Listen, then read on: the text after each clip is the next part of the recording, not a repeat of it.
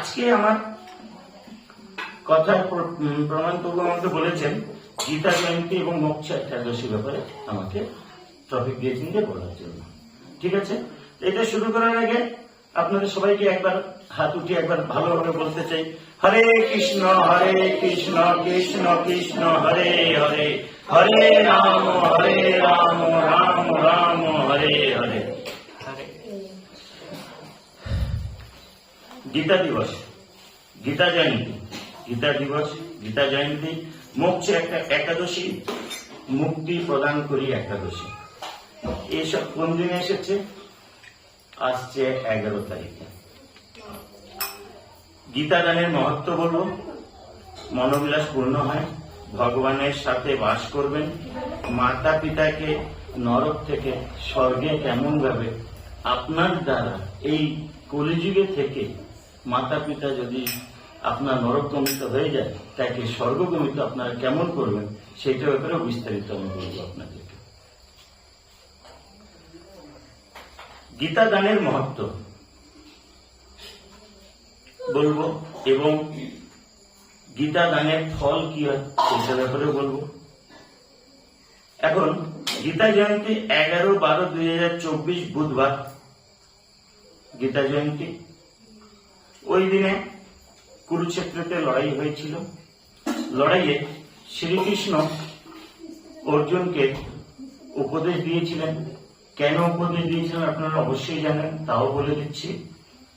অর্জুন হতাশ হয়ে গেছিল, সামনে ভীষ্ম পিতামহ ছিল, দ্রোণাচার্য ছিল, তাদেরকে দেখে যে আমার গুরু আমার পিতামহ এদের সাথে আমি কিরকম লড়াই করব, সেই জন্য সে মনে একটা কনফিডেন্স সে হারিয়ে নিয়েছিল। সেই জন্য কনফিডেন্সকে আনার জন্য শ্রীকৃষ্ণ ঠাকুর অর্জুনকে উপদেশ দেন, সেইটাই হলো ভাগবত গীতা। আর কোন দিনে উপদেশ দিয়েছিলেন? এই 11 তারিখে। সেই কৃষ্ণ ঠাকুরের উপদেশের যে বাণী সেইটাই হলো ভাগবত গীতা। সে খালি কৃষ্ণ ঠাকুর অর্জুনকে উপদেশ দেয়নি, সেই ভাগবত গীতার বইয়ের মাধ্যমে আমাদেরকেও উপদেশ দিচ্ছেন।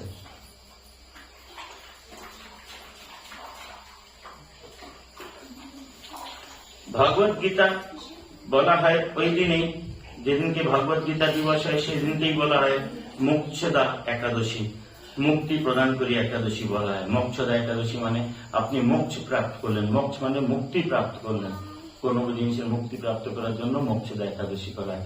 এই একাদশী অবশ্যই আপনারা সবাই পালন করবেন। আপনারা কার্তিক মাসে দামোদর মাস বলে পালন করেছেন। দামোদর 1 মাস ধরে আপনারা সবাই শুনেছেন, সবার ঘরে দামোদর মাসে সবাই ঘরে কীর্তন দেখেছেন। এই মাসটা হলো অঘ্রাণ মাস, গীতা দিবসের মাস। এই মাসটা হলো অঘ্রাণ মাস, গীতা দিবসের মাস। গীতা জয়ন্তী পালন করা হয় আজকে এই মাসে, এবং গীতা জয়ন্তীর দিন কবে? 11/12/2024। এবং পুরো অঘ্রাণ মাসে আপনারা গীতা দান অবশ্য প্রদান করবেন। গীতা দানের মহত্ব ভাগবত গীতা ভগবান নিজে বলেছেন, ভগবত গীতায় ভগবান নিজে বলেছেন, কোনতে পতি জানি নামে ভক্তা প্রেরণা সহিত। হে কুন্তিপুত্র অর্জুন, আমার ভক্তের কোনো দিন বিনাশ হয় না। গীতার পাঠ করে, গীতার প্রচার করে, গীতার প্রবচন করে এবং গীতার বিবরণ করে ভক্ত আমার অনেক প্রিয়, তাহার কোনোদিন বিনাশ হয় না যাহারা গীতার প্রচার করেন এবং গীতার বাণী অন্যর সাথে সম্পর্ক করেন। গীতা দিবসের দিন গীতা দান করুন, বিশেষ পূজা করুন, তুলসী পত্র অর্পণ করুন, ঠাকুরকে দান করুন, ব্রাহ্মণকে স্বর্ণর সাথে গীতা দান করুন, গীতার জ্ঞান দান করুন। এই জড় জগতে ফিরে আসতে হবে না আপনাদেরকে। ভগবত গীতা দান কেন করবেন? কোথায় করবেন? ভগবত গীতা দান কোথায় করবেন?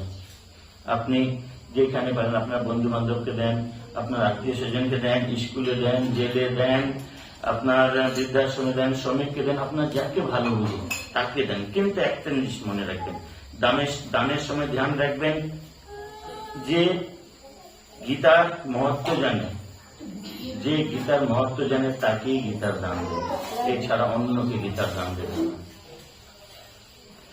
গীতা দানের ফল ভগবান নিজে বলেছেন 7 কল্প বৈকুণ্ঠ লোক ভগবানের সাথে বাস করার ফল পাওয়া যায়। আপনাদেরকে বলতে পারি 7 কল্প কি হয়, আপনারা কেউ বলতে পারবেন? কেউ বলতে পারবেন 7 কল্পটা কি হয়? বলেছে আমি একটু বলছি। কল্প মানে যেরকম 4টে যুগ, সত্যযুগ, ত্রেতাযুগ, দ্বাপরযুগ, কলিযুগ, এরকম অনেক একটার পর একটা যুগ আসতেই থাকে। না, ঠিক গিয়ে আবার ভেঙে গেছে না। কথা হচ্ছে 1 কল্প মানে ব্রহ্মা একটি দিন। 1 কল্পর অর্থাৎ হচ্ছে সত্যযুগ, ত্রেতাযুগ, দ্বাপরযুগ, কলিযুগ, চতুর্যুগ। এই 4টে যুগের যত দিন হবে যোগ করার পরে তাকে 1000 দিয়ে গুণ করার পরে যত দিন বেরাবে সে হলো 1 কল্প। তো ভেবে নেন যে আপনারা একটা যদি গীতা দান করেন তো 7 কল্প আপনাদের উদ্ধার হয়ে যাবে। আপনারা কার কাছে থাকতে পারবেন? বৈকুণ্ঠ লোকে বিষ্ণু ঠাকুরের কাছে থাকতে পারবেন। এর চেয়ে ভালো আর কিছু হতে পারে? ভগবান স্বয়ং বলেছেন কোন কারণবশত মাতা পিতা নরকগামিনী হয়ে থাকে। আপনার মাতা পিতা মৃত্যু হয়ে গেছেন কিন্তু আপনি জানেন না যে স্বর্গে আছেন বা নরকে আছেন। নরকগামিনী হয়ে থাকলে গীতা দান করিয়া মাতা পিতাকে স্বর্গবাস করিতে পারেন। একটা গীতা দান করে মাতা পিতাকে নরক থেকে স্বর্গে নিয়ে যাবেন। পুত্র মাতা পিতা পিণ্ড দেয়, সবাই জানেন। যে পুত্র মাতা পিতার পিণ্ড দেবে না সে নরকে অবশ্য যাবে। আপনারা অবশ্যই বলে যাবেন ছেলেকে পিণ্ড অবশ্যই দিতে, না হলে তার গমন কোথায় হবে? নরক হবে। আপনারা কেউ বাঁচাতে পারবেন না। একাদশী কবে পালন করবেন? অঘ্রাণ মাসের শুক্লপক্ষের একাদশীকে মোক্ষদা একাদশী বলা হয়। ইংরেজিতে 11/12/2024 বুধবার একাদশী পালন করবেন। 12/12/2024 গুরুবার পালন করবেন। 12 তারিখে সকাল 5টা 19 থেকে 6টা 26 পর্যন্ত। আরেকবার টাইম বলতেছি, 12 তারিখ বৃহস্পতিবার পালন করার সময় 5টা 19 থেকে 6টা 26 পর্যন্ত। আর একাদশী পালন করলে পালনের সময়টা অবশ্যই রাখবেন, সেই টাইমে পালন অবশ্য করবেন, না হলে একাদশীর কোনো মহত্ব নাই। আপনাদেরকে বলতে পারি কারোর কাছে যদি গীতা না থাকে, ইস্কনের গীতা যদি না থাকে, তো আমি বড় কথা বলবো না, আমার মাতা পিতার নামে আপনাদেরকে গীতা দান করতে পারি।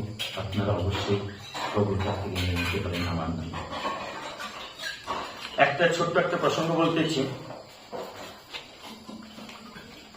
লোকেরা সবসময় বলে মন্দিরে কেন যাব, সৎসঙ্গ কেন করব, কর্মে যা লেখা আছে তাই করব। কি বললাম আমি? মন্দিরে কেন যাব, সৎসঙ্গ কেন করব, ভাগ্যে যা লেখা আছে তাই পাবো, কর্মে যা করবো তাই পাবো।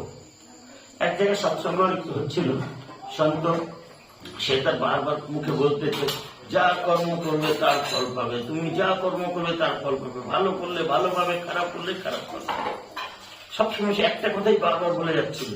তার মধ্যে এর মতন একটা ইয়ং ছেলে উঠে দাঁড়ালো, দাঁড়িয়ে বললো প্রভুজি প্রভুজি প্রভুজি। হ্যাঁ বলো। যদি সব আমি ভালো কর্ম করে ভালো ফলই পাবো এই কলিযুগে, খারাপ কর্ম করে খারাপ ফলই পাবো, তাহলে আমি সৎসঙ্গ কেন করবো, আমি ঠাকুরের নাম কেন করবো? ভালো প্রশ্ন কিনা আপনারা সবাই বলেন। তখন সে বলে ওই একটা ইট দেখতে পাচ্ছিস, ওই ইটটা নিয়ে যা, ছাতে করে উঠে ছুঁড়ে মারামারি। বলে না না প্রভুজি, আমার ওই বলার অর্থ ছিল না, আমার অর্থ ছিল যে ভালো কর্ম করবো ভালো ফল পাবো, খারাপ কর্ম করবো খারাপ ফল পাবো। তো আপনি এই কথাটিকে অন্যভাবে কেন নিচ্ছেন? আমি ওরকম জিজ্ঞেস করিনি। না না তুমি এই ইটটা উঠিয়ে ছাদের উঠিয়ে আমাকে মারো। বলে না প্রভুজি, আমি এই প্রশ্ন এরকম আমি জিজ্ঞেস করছি না, আমার প্রশ্নের উত্তরটা ভালোভাবেই দাও, আমি ভালোভাবে জিজ্ঞেস করতে। তো বলে তুমি একটা কথা বলো, ওই ইটটা যদি ছাদের উপরে উঠে আমাকে মারলে কি হবে? বলে তুমি লহুলুহান হয়ে যাবে, গায়ে রক্ত হয়ে যাবে, মাথা ফেটে যাবে, এ হয়ে যাবে। বলে হ্যাঁ ঠিক, সেই কথাই আমি বলতেছি। এখন তুমি ওই ইটের ওজনে একটা তুলোর একটা প্যাকেট তৈরি করো, এবার ছাদের উপরে উঠে আমাকে ছুড়ে মারো, এবার কি হবে বলো? বলে না লাগবে না। তাহলে কেমন হবে? লাগবে অবশ্যই, কিন্তু কম লাগবে। লাগবে অবশ্যই, কিন্তু কম লাগবে। তো আমি এই কথাই বলতে চাই, গীতা পাঠ করুন, গীতার দান করুন, সংকীর্তন করুন, মন্দিরে যান। আপনার যে পাপ আছে, পূর্ব জন্মের পাপ হোক এই জন্মের পাপ, পাপ হালকা হয়ে যায়। মানুষের পাপটা হালকা হয়ে যায়। তখন সেই যে ভারী একটা প্রকোপ থাকে, যেরকম ইট মারলে যত ক্ষতি হবে সেই আসবে আঘাত। কিন্তু অনেকজন বলে না হালকার উপরে হয়ে গেছে অ্যাক্সিডেন্টটা। হালকার উপরে হয়নি, তোমার ভালো কর্মের জন্য এবং তুমি ঠাকুরের সাথে জড়িত, সেই সব দেখে তোমার সেই অ্যাক্সিডেন্টটা কমের উপরে চলে গেছে। সবসময় ঠাকুরের নাম নিতে থাকুন, পাপ অবশ্যই হালকা হয়ে যাবে। কর্মের ফল তুমি পাবেনই আপনি অবশ্যই, কর্মের ফল, কিন্তু সেটা একটু কম হয়ে যাবে। আর সামনে বড় হৃদয় দাঁড়িয়ে আছেন, তার সামনে একবার নিজের মনের ব্যথা রেখে হরে কৃষ্ণ বলে একবার বলেন, তো দেখবেন আপনার যত পাপ আছে, যত সব আছে, সব দূর হয়ে যাবে। এবার সবাইকে একবার বলি, হরে কৃষ্ণ কৃষ্ণ কৃষ্ণ হরে হরে, হরে রাম রাম রাম হরে হরে। রাধা গোবিন্দের জয়, প্রভুপাদের জয়, ভক্তগণের জয়। হরে কৃষ্ণ, হরি বল।